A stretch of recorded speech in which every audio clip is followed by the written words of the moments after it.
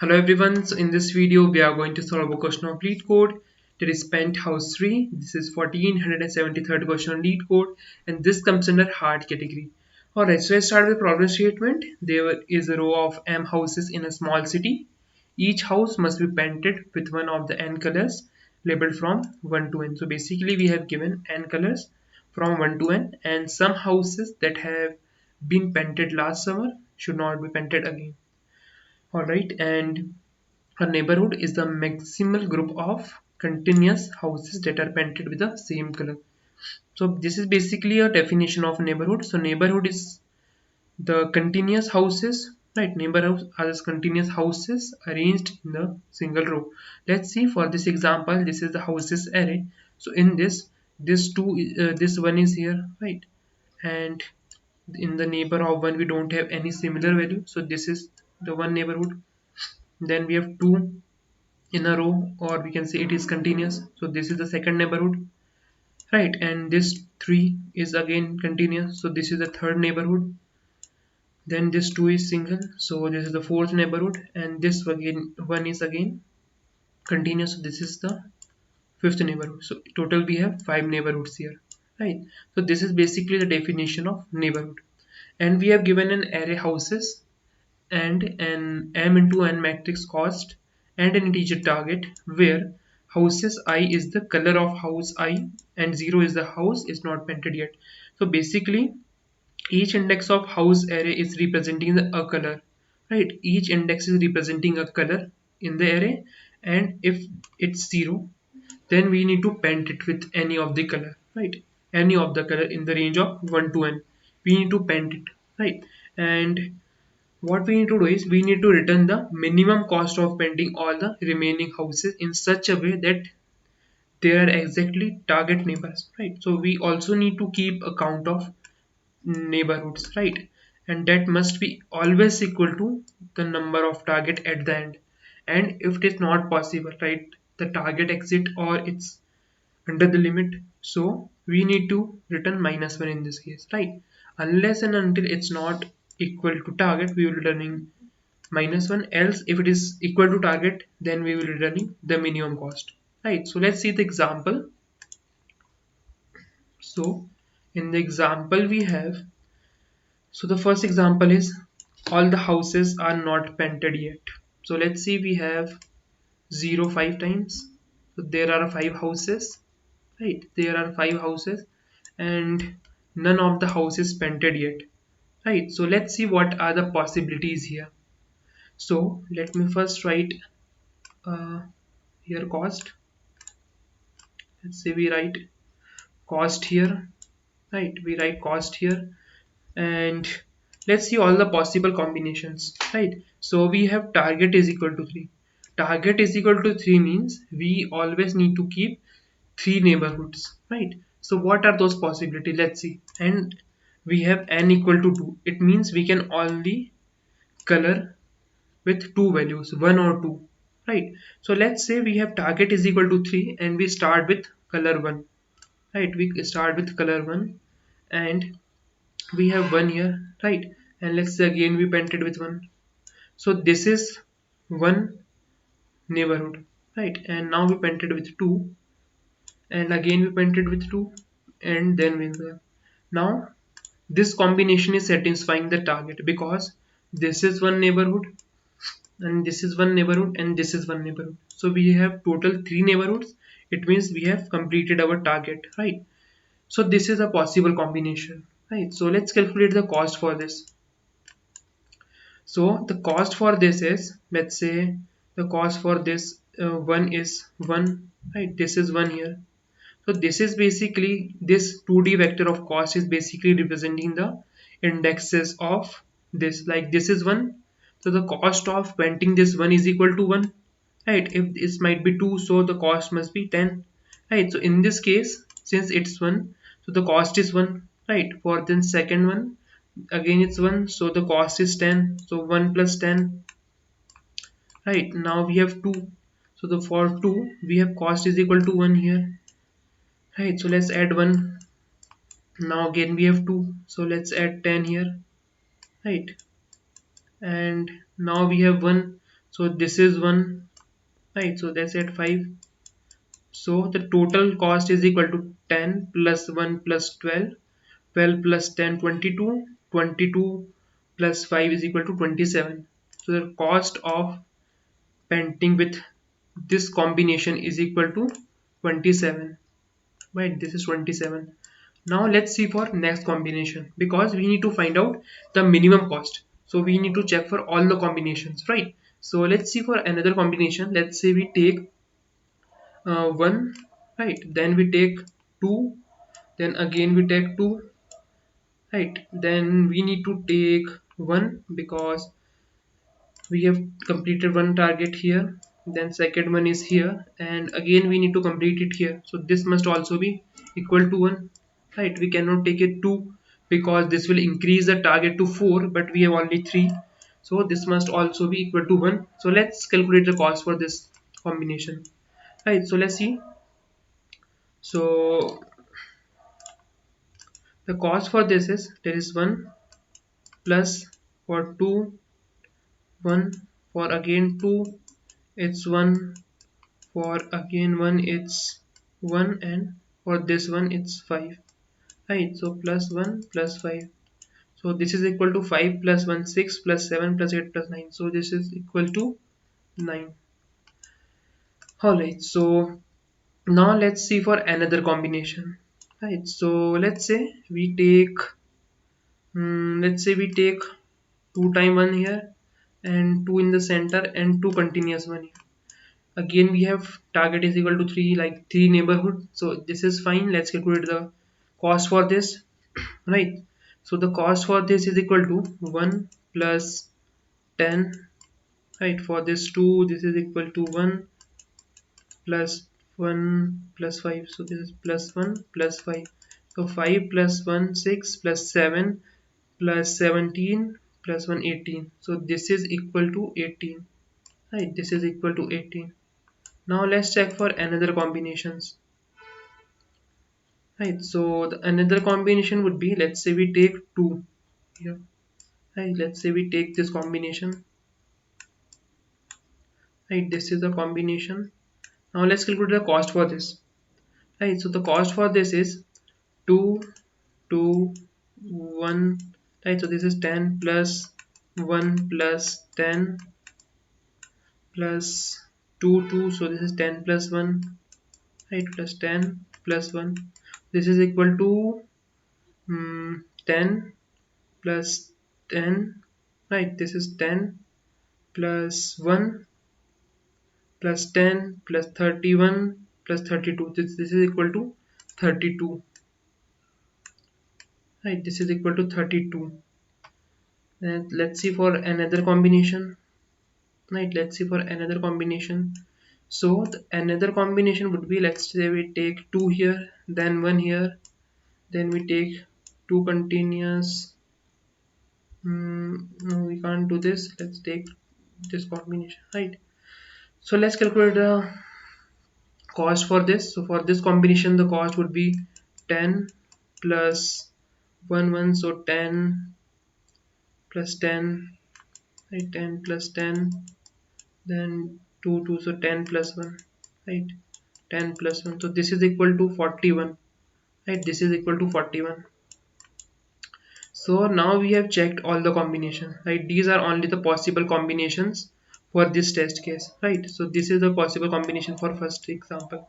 So let's see which combination is giving the least count.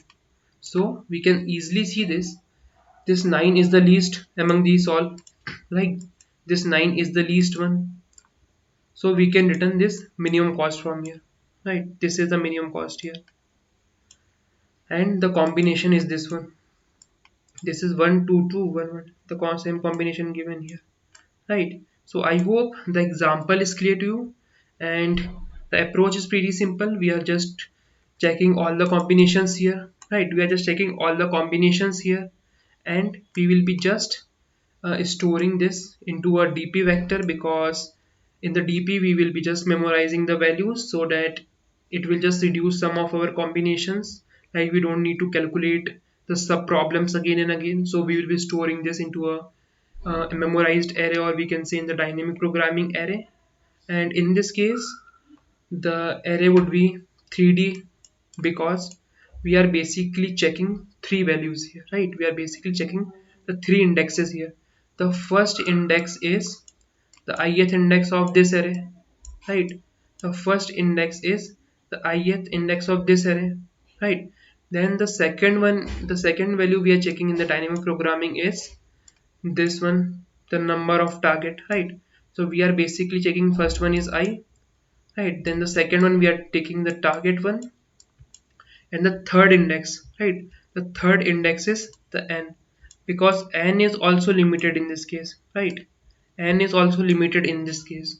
So what are these three values? This is m, n, and target. These are the three values or the three indexes we will be using to form a 3D vector in the dynamic programming array. Alright, so let's quickly understand the code. Right, so let's quickly move to the coding part. Alright, so yeah, so let's first declare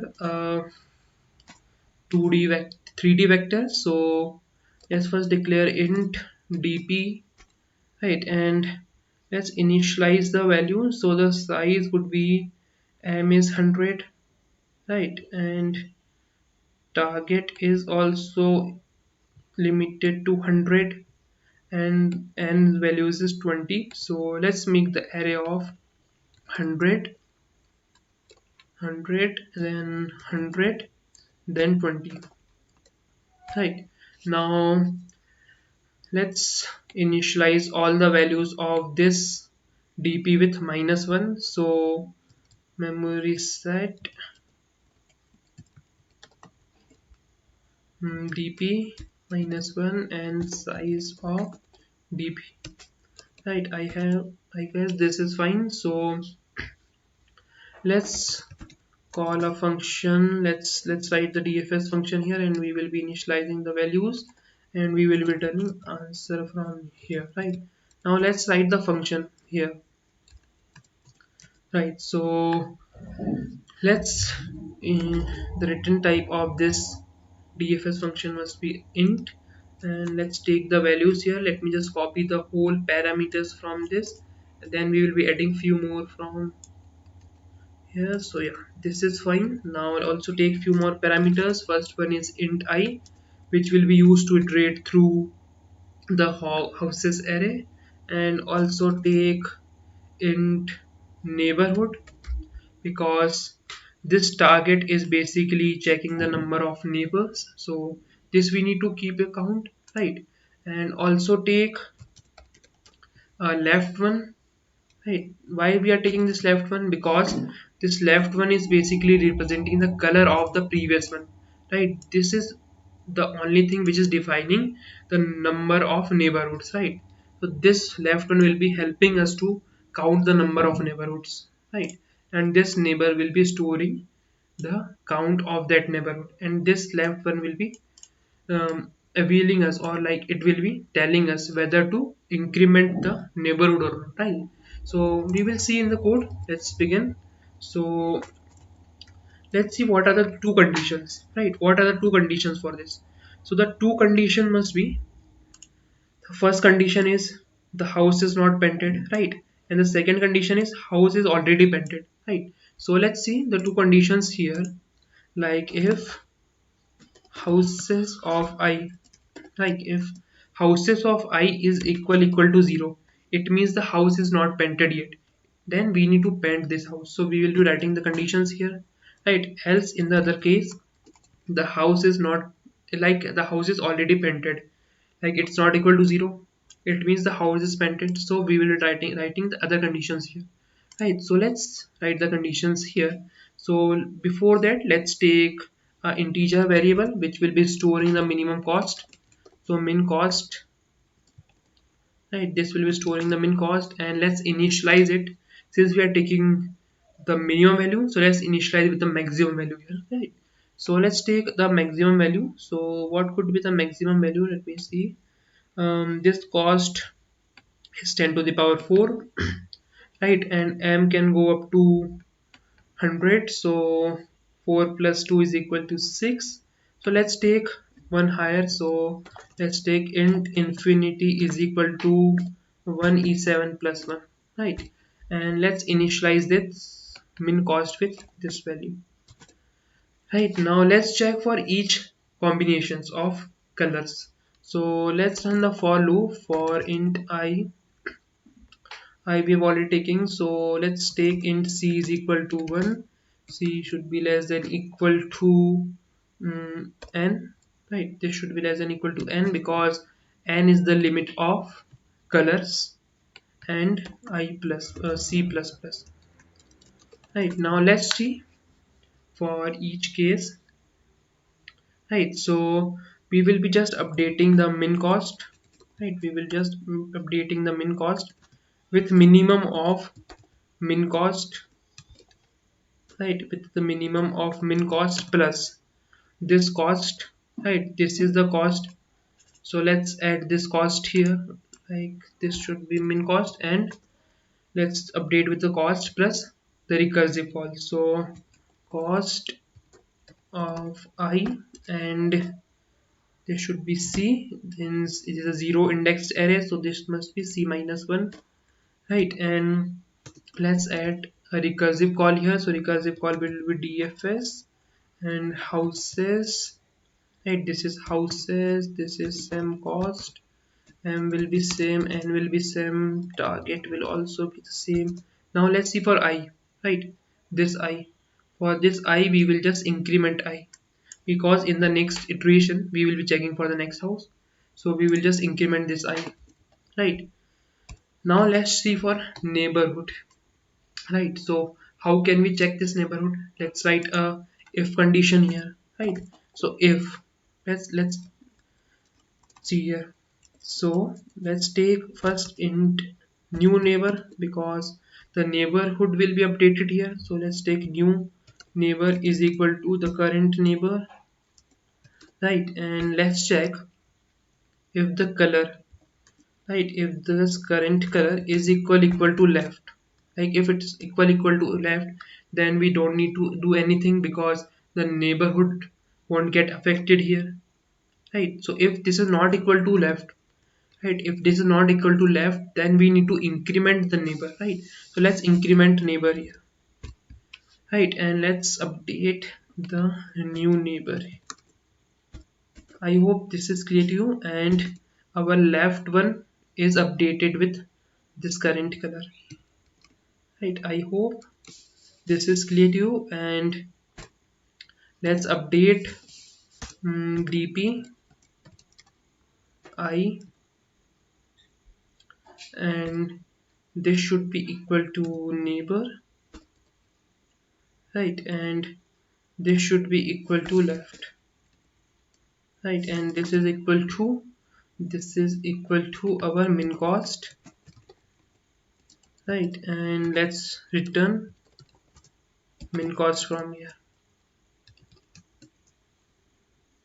or we can say we need to return, since we have stored this into this dp1, so let's return dp from here, right? So let's return dp I, neighbor and left, right? I hope this is fine for this condition when we need to paint a house. Let's see for another condition. So the another condition would be the house is already painted. So if the house is already painted, then we just need to check the number of neighborhoods here, right? We just need to check the number of neighborhoods. So let's see.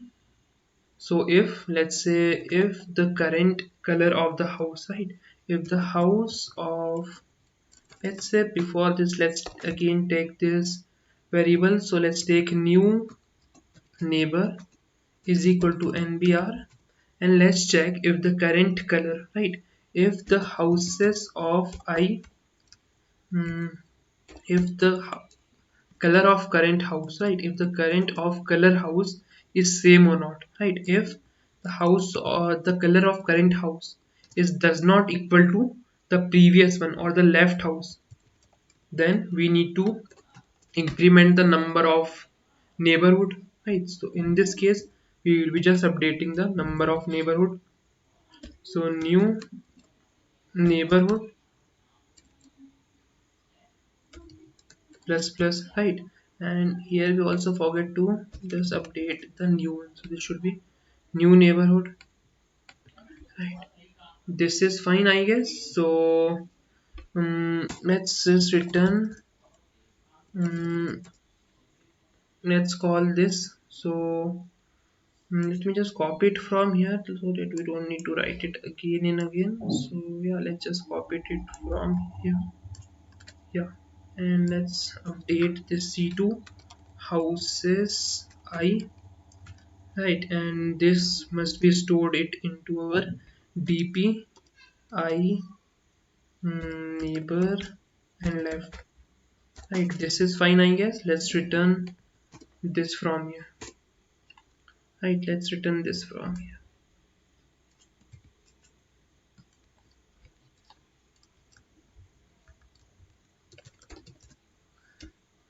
All right, this is fine. So we just covered both the conditions, right? Now let's see the base conditions for this to exit this recursive call, right?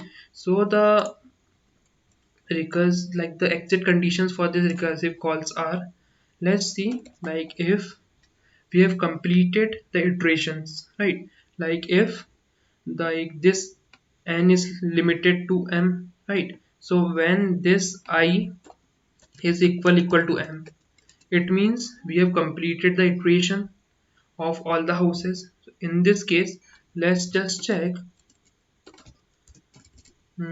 Let's just check if we have completed the target or not, right? So in this case, let's check if neighbor is equal to target, right? If this is equal to target, then only we will returning 0. Else in another case, let's return infinity from here, right? Now also we need to check, like in the recursive call there might be the condition when this number of neighborhood is exceeded to the target, right? If it is exceeded to the target in between, then definitely it's not possible to count it further, or this no use of counting it further, because it's not possible to complete the cases, because the limit is only equal to, like, it is given exactly target neighborhoods, right? Otherwise it's not possible to, we are returning -1, right? So what we will do, like if neighbor is greater than target in any of the cases, then we will returning infinity from here, right? And also check the memorized condition, like if this tp, right, if this tp is does not equal to -1, then we might already calculated this, right? So let's return the same from here, right? I hope this is fine. So let's return the answer from here. If answer is less than infinity, right, if answer is less than infinity, then return answer, else -1, right? I hope this is fine. Let's just run it. So we just forget to do this thing. Let's call the dfs here. So dfs will be houses, houses, then cost, then m, then n, right? This is m, then n, then target, then I value is 0, new neighbor is also equal to 0, and what is the third one is the left, so left is also equal to 0, right? Now let's just run it and test the code. Yeah, it's working fine. So let's submit this.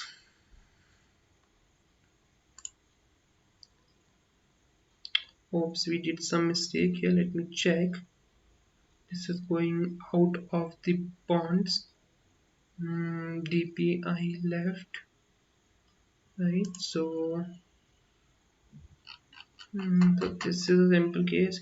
So what we can do is, I guess we just limited this to, this is, I guess this is equal to 20. So let's increase the limit of this, right? Let's increase the limit of this. So this let's increment to 21, because There might be the conditions. Let's also increment the values of this by 1, so we don't have any problem. Right, let's submit it again.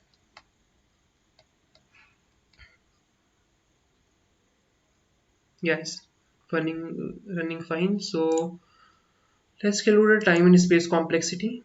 Right, so the time complexity of this solution, this is very important because the time complexity is very complex for this.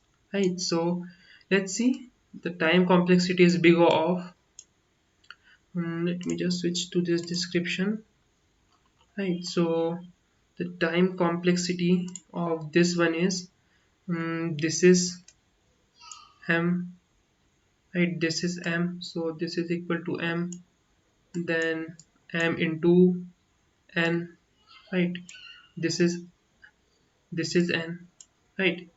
Let me just scroll it down. So we have m, then we have target, right, so we have m into n, and also we can say this is also equal to m, right, this is also equal to m into n, right, into what we can say, we can also say that this is somewhat equal to, because since this, right, this is running n times, so we can also say this is n, right, so this is the time complexity, or we can say this m is the target here, right, this is target.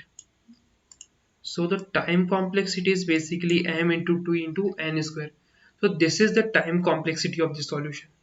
This is basically the recursive call, and this n is iterating inside this, right, so this is the time complexity.